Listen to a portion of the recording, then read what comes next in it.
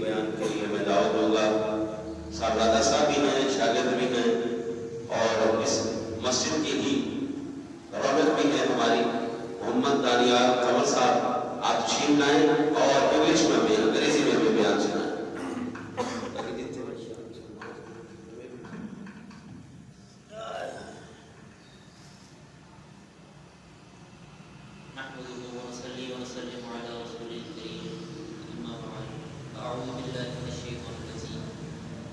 Starting with the name of Allah, who is the most beneficent and the merciful, the greatest of all creation, the whose glory is all the night and day, who is the knowledgeable of all what is in our mind and in hearts.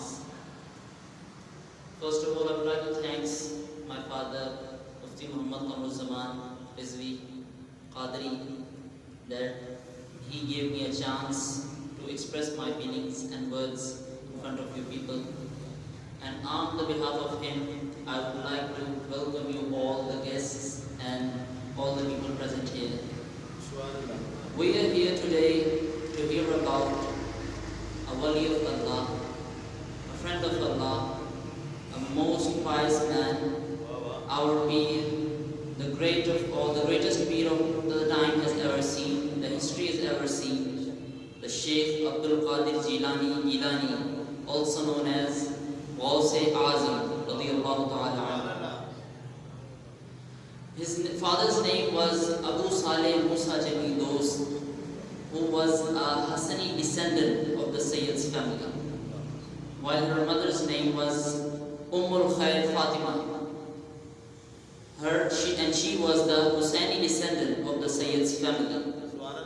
Ghaus-e-Azam was born in 470 Hijri in the city of Gilan, and he got his early education from there, and afterwards for further education he go to Baghdad, and there in Baghdad he got his education from the experts of his time.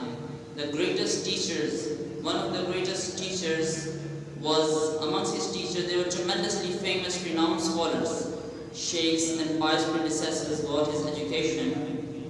Abu al-Wafa Ali ibn Aqil Hanbali, Abu Zakariya Yahya ibn Ali Tabrizi, Abu al-Ghalib Muhammad ibn Hassan Baqlai, Abu Sa'id Muhammad ibn Abdul Karim, rahmatullah ta'ala alayh.